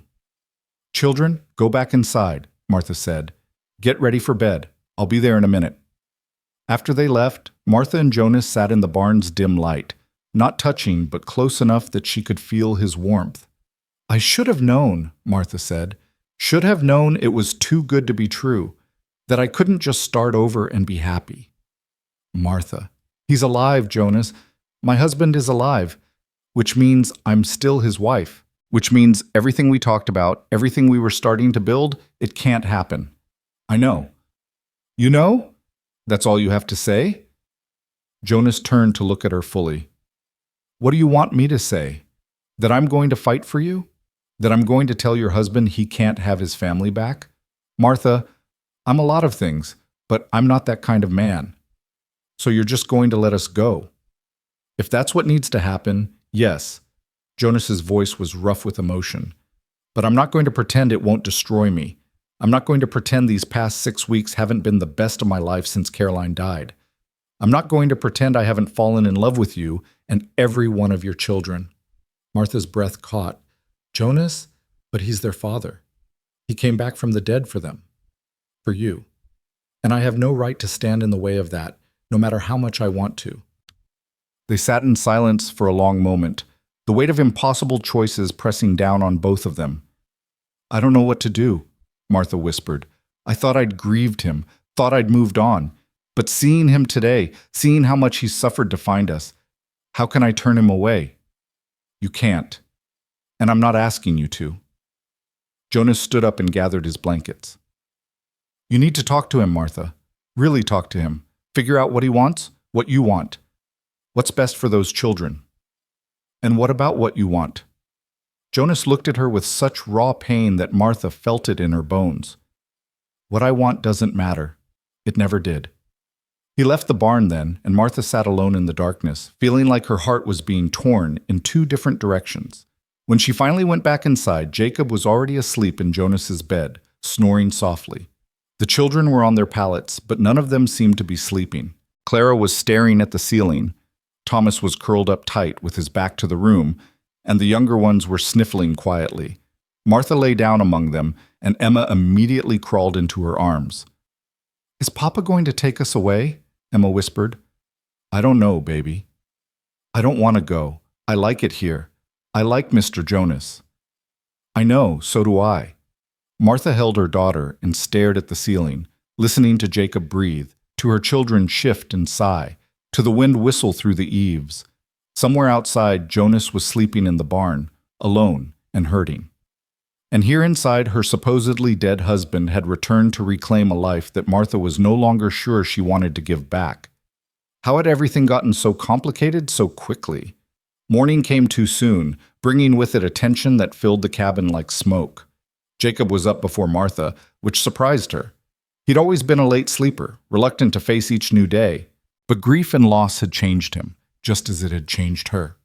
He was sitting at the table when she woke, drinking coffee that Jonas must have made before disappearing outside. The children were still sleeping, exhausted by the emotional turmoil of the previous day. "We need to talk," Jacob said quietly. Martha nodded and poured herself coffee, needing the fortification. She sat down across from him, studying his face in the early morning light. He looked older, harder, like the year of searching had carved away everything soft in him. "I need you to understand what this past year has been like," Jacob began. "Waking up in a church basement, thinking I'd been buried alive. Finding out my family was gone, that you'd left without me. Spending months too weak to do anything but lie there and think about everything I'd lost." "Jacob, I'm sorry." "I'm not looking for an apology. I'm trying to explain. When I finally got strong enough to travel, finding you became the only thing that mattered.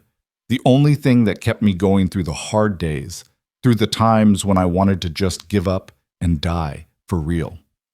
I told myself that if I could just find you, if I could just see my children again, everything would be all right."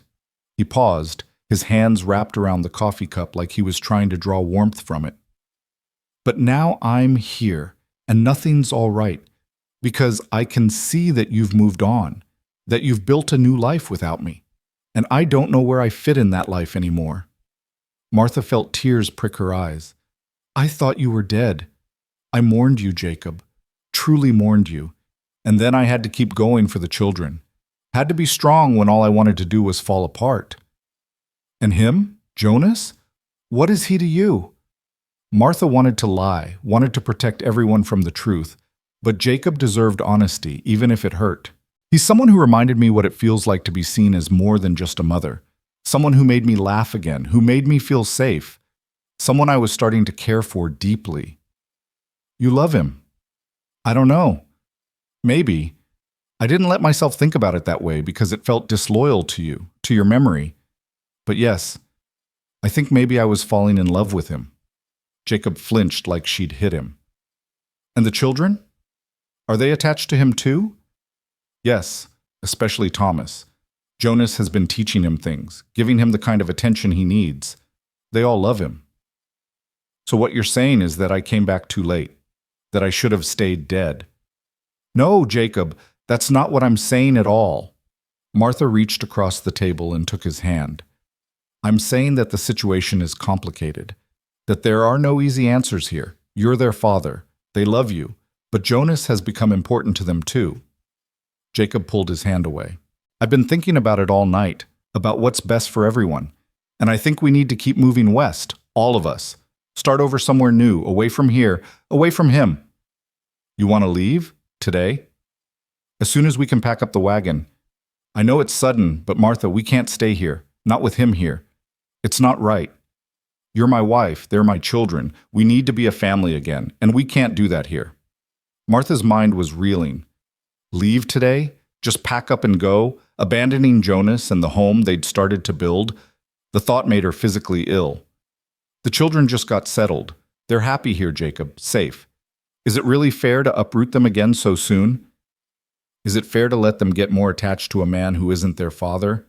Martha, every day we stay here is another day they bond with him, another day it gets harder to leave. We need to go now, before it's too late." "Too late for what?" "Too late for us. Too late for our family." Jacob's voice cracked. "I can see it in your eyes, Martha. You don't want to leave. You don't want to come with me.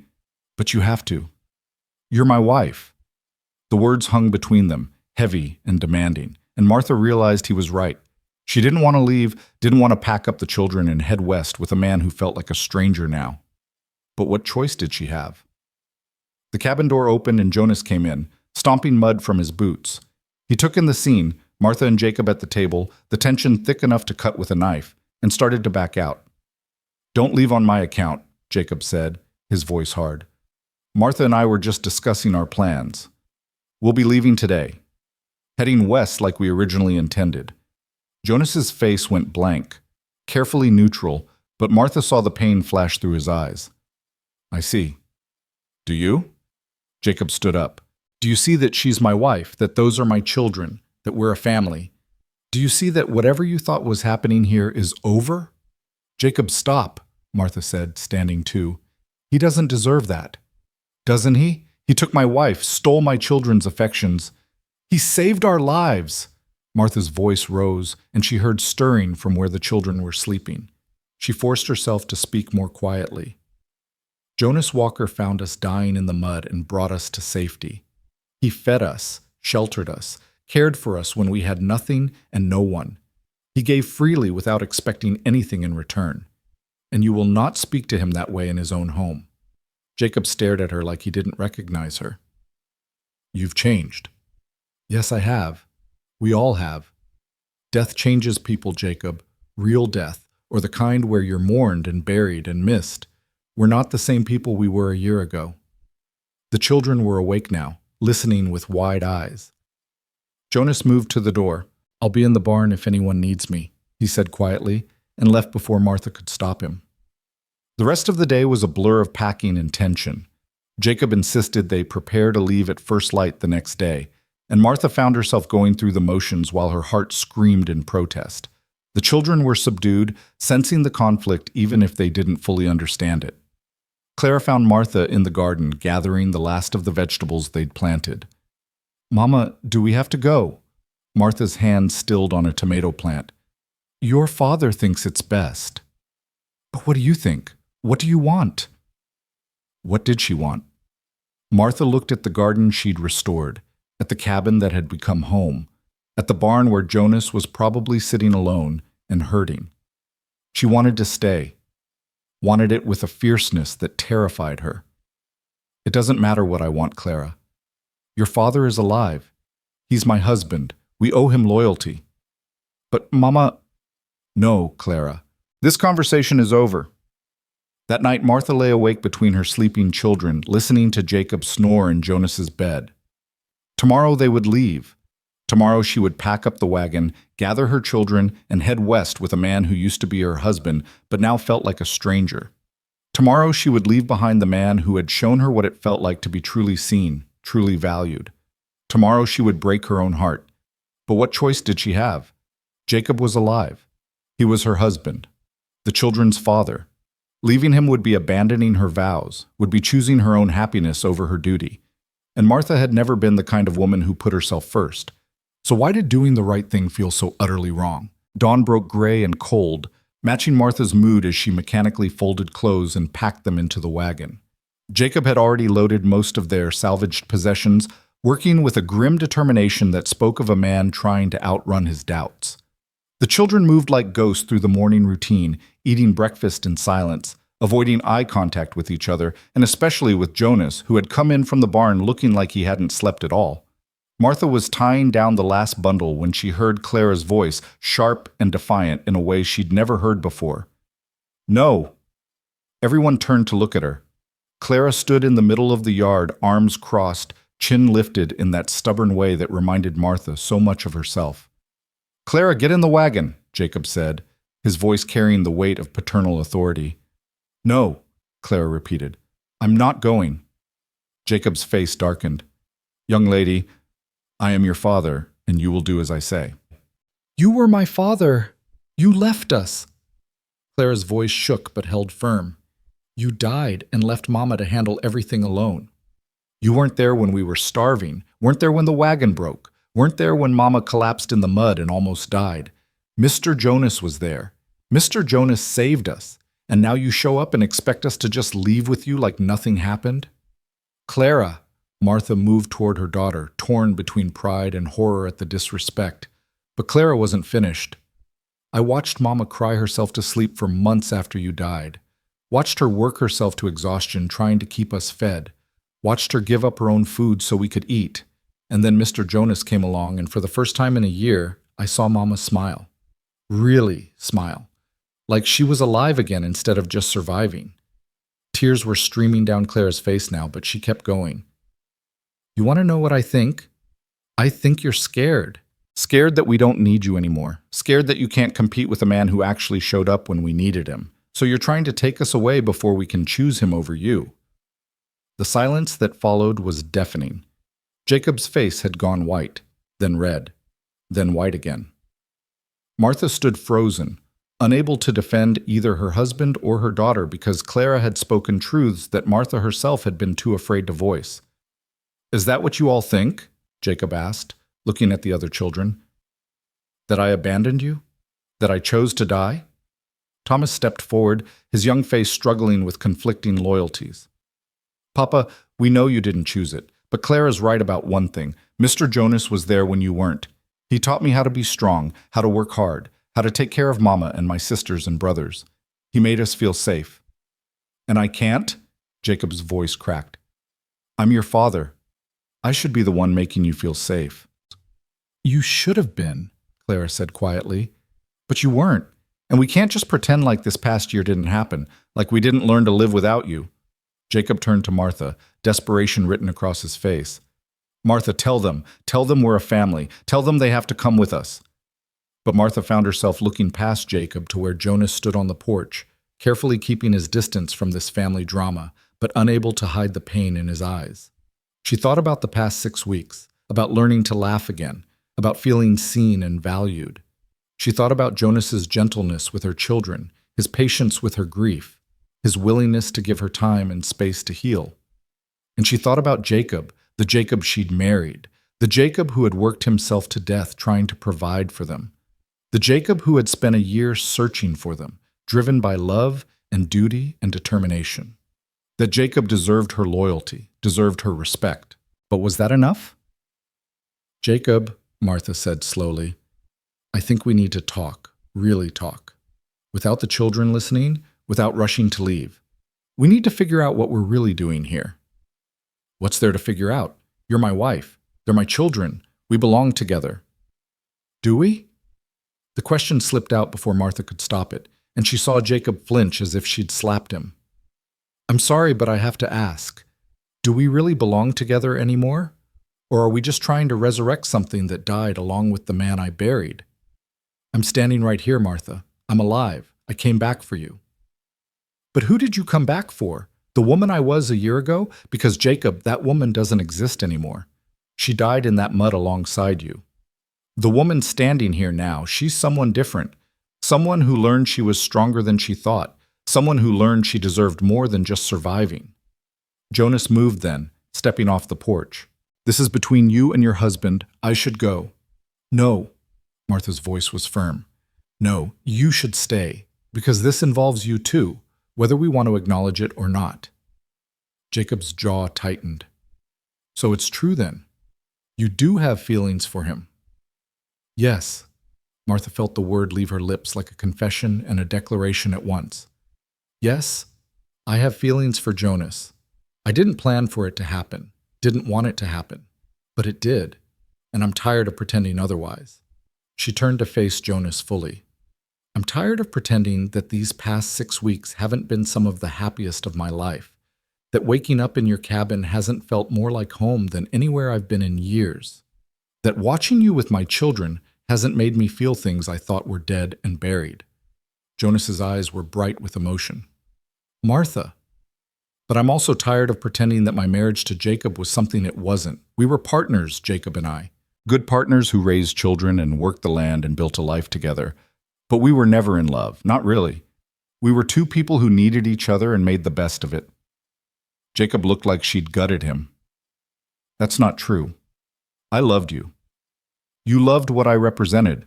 Security, partnership, a mother for children you wanted to have. And I loved you too, in my way. But Jacob, be honest with yourself. If you'd had a choice, if I hadn't been pregnant and desperate, would you have chosen me? Would I have been the woman you dreamed about? The silence stretched out, and Martha had her answer in Jacob's inability to respond. I thought so, she said softly. And that's okay. We built something good from necessity.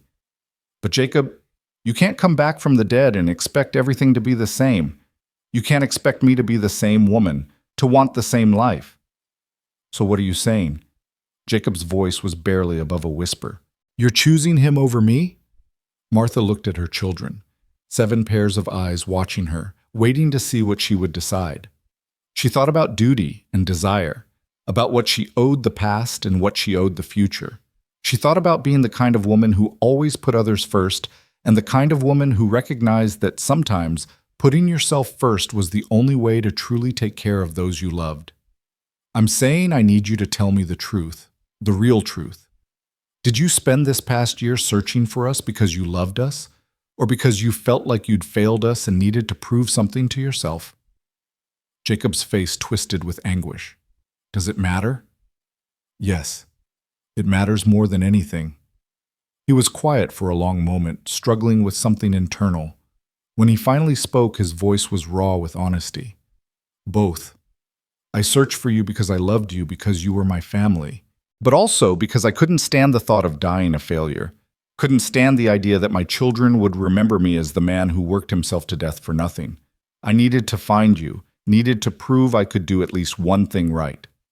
Martha nodded slowly. Thank you for being honest. But that doesn't change anything. You're still my wife.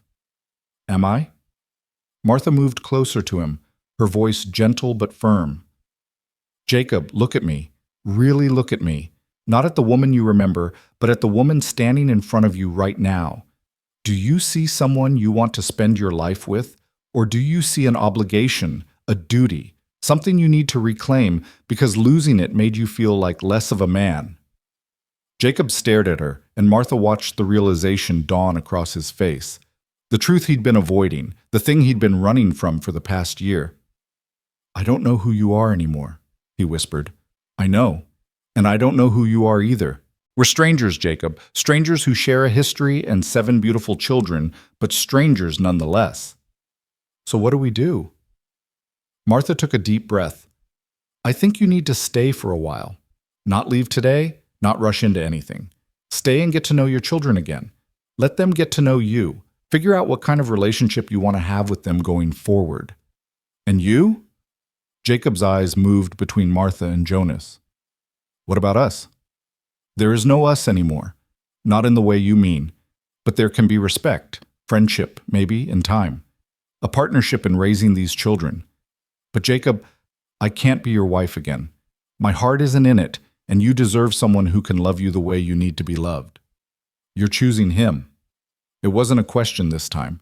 Martha looked at Jonas, who had been standing silent through this entire exchange, his face a careful mask. I'm choosing myself. For the first time in my life, I'm choosing what I want instead of what I should want. And if Jonas will have me, if he's willing to take on not just me, but 7 children, and a complicated situation with their father, then yes, I'm choosing him too. Jonas crossed the distance between them in 3 long strides. Martha Allen, I would take on an army for you. 7 children and a complicated ex-husband are nothing. I'm not her ex-husband, Jacob protested.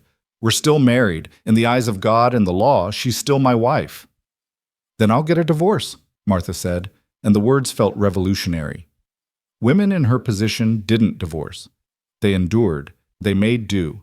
They sacrificed their happiness for propriety and duty. But Martha was done sacrificing.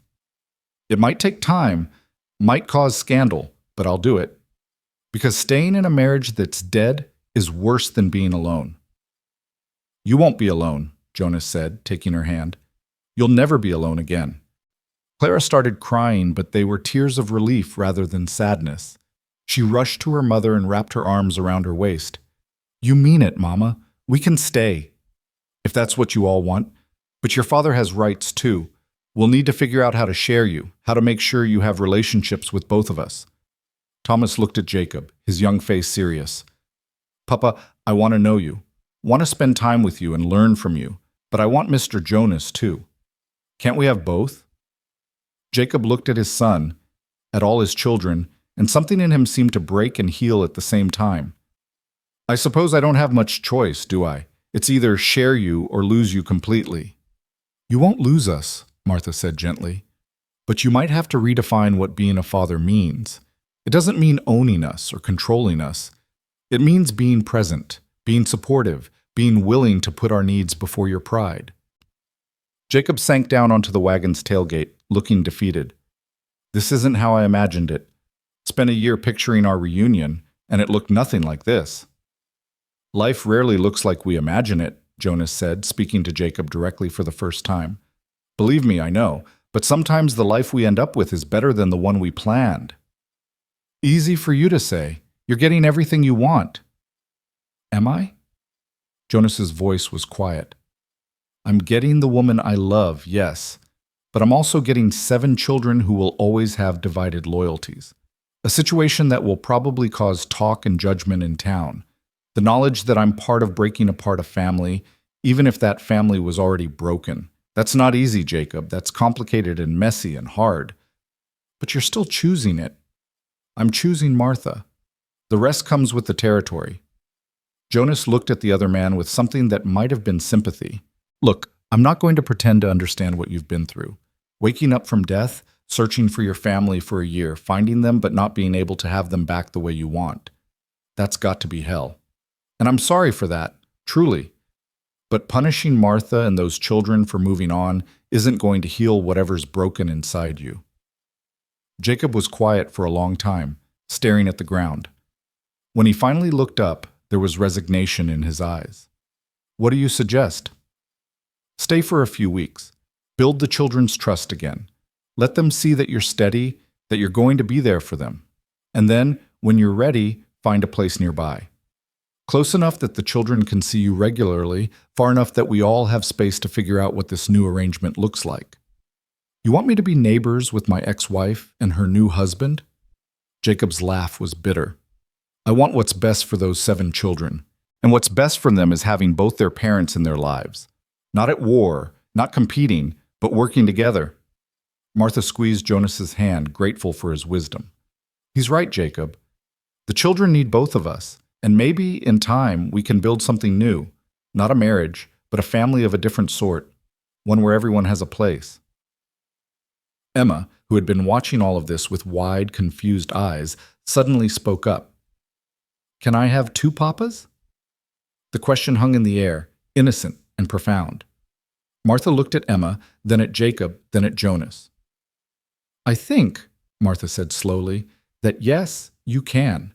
Papa Jacob will always be your papa, but maybe Mr. Jonas can be your papa too, in a different way, if that's all right with everyone. Emma seemed satisfied with this answer and went back to playing with a stick she'd found. But the question had opened something up, had given permission for a possibility that none of the adults had been willing to voice.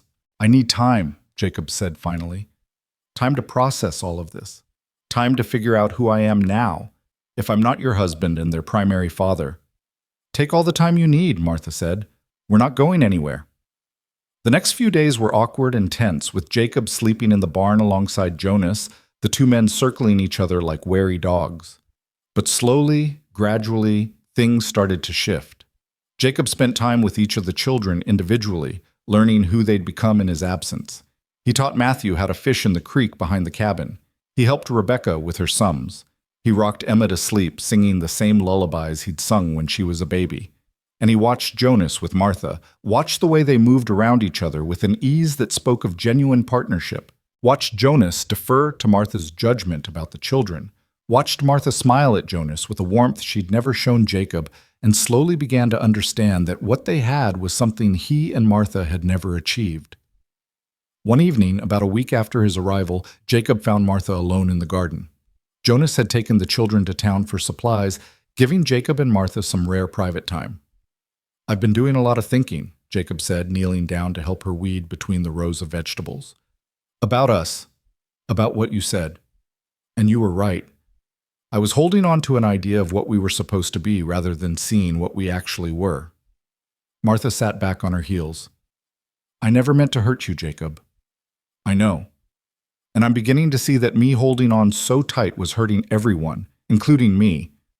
This past week, watching you and Jonas together, watching how he is with the kids, it's shown me what a real partnership looks like. And it's made me realize that you and we were good partners in our way. But we were never that. No, Martha agreed softly. We never were. Jacob pulled a weed, examined it, tossed it aside. I'm going to accept Jonas's offer.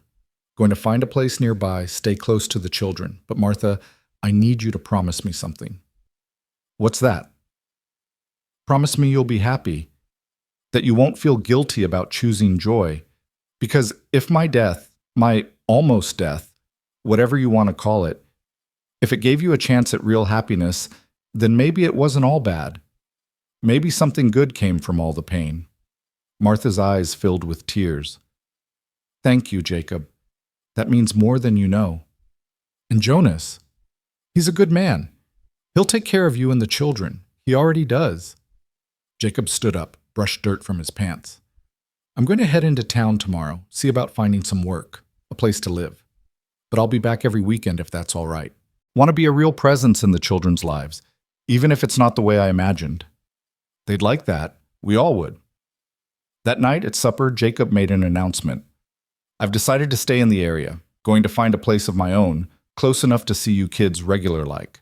But your mama and Mr. Jonas, they're going to be your main family. And I want you to know I'm all right with that. More than all right. Thomas looked between his father and Jonas. Really, Papa? You're not angry anymore? Oh, I'm still working through some things, but I'm not angry at you kids, and I'm learning not to be angry at your mama either. Sometimes life doesn't turn out the way we plan, and we have to be flexible enough to bend instead of breaking. Clara smiled, really smiled, for the first time since Jacob had arrived. That's very wise, Papa. Well, I've had some time to think. Jacob raised his cup in a toast. To new beginnings, to figuring things out as we go, and to family in whatever form it takes. They all raised their cups, water for the children, coffee for the adults, and drank to the uncertain future ahead. Jacob left the next morning, and the cabin felt different without the weight of his presence. Lighter somehow, as if they'd all been holding their breath and could finally exhale.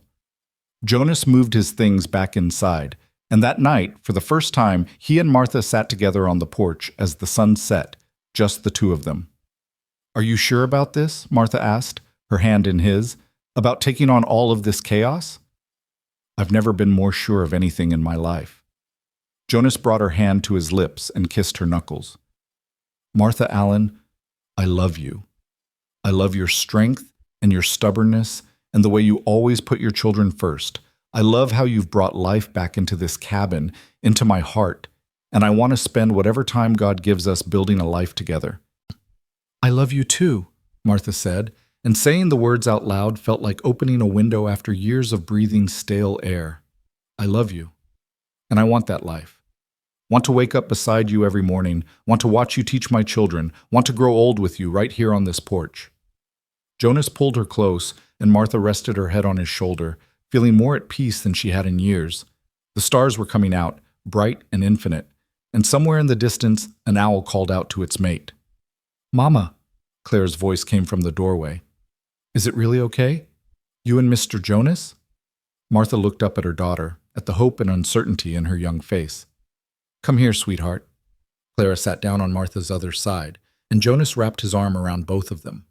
One by one, the other children filtered out, drawn by some instinct that told them this was a moment they should be part of. Soon they were all crowded onto the porch. 7 children, 1 mother, and the man who had saved them all in more ways than one. Is Mr. Jonas going to be our new papa? Elizabeth asked. Jonas looked at Martha, silently asking permission. She nodded. If you'll have me, Jonas said. I'll never try to replace your father. Jacob will always be your papa.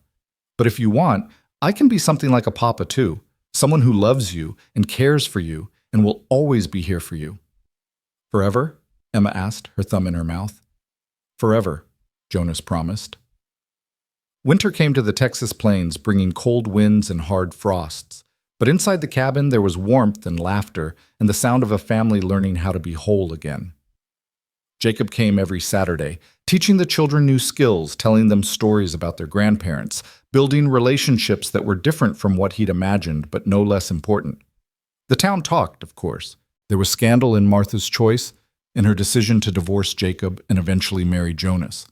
But Martha found she didn't care what the town thought. She'd spent too many years caring about other people's opinions, bending herself to fit what was expected rather than what was true. On a cold December morning, the preacher came to the cabin and married Martha and Jonas in a simple ceremony with only the children as witnesses. Jacob was there too, standing in the back, and when Martha caught his eye, he nodded once. Permission, maybe. Or blessing. Or just acceptance of what was. "I now pronounce you man and wife," the preacher said, and Jonas kissed Martha like she was precious, like she was everything he'd ever wanted. The children cheered, and Emma threw dried flower petals in the air, and for a moment everything was perfect. That evening, after the children were asleep, Jonas and Martha stood at the window looking out at the stars. "Are you happy?" Jonas asked. Martha thought about the question, about everything that had led her to this moment. The loss and the grief, the storm that had nearly killed her, the man who had saved her life and stolen her heart. She thought about Jacob and the life they'd built together, and the new life she was building with Jonas. She thought about her 7 children, sleeping peacefully in a home that was finally, truly theirs. "Yes," she said simply, "I'm happy. For the first time in longer than I can remember, I'm genuinely, completely happy." Jonas pulled her close, and Martha melted into his embrace. "Love isn't a fire that burns fast," she said, remembering a conversation from months ago. "It's what keeps you warm when the storm's long gone." "Is that what this is?" Jonas asked. "The kind of love that lasts?"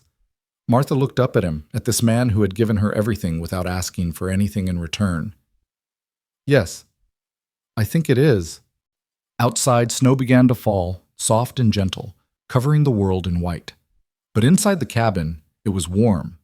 Inside there was family and love and the quiet joy of knowing that sometimes, even after everything falls apart, there's a chance to build something new, something better.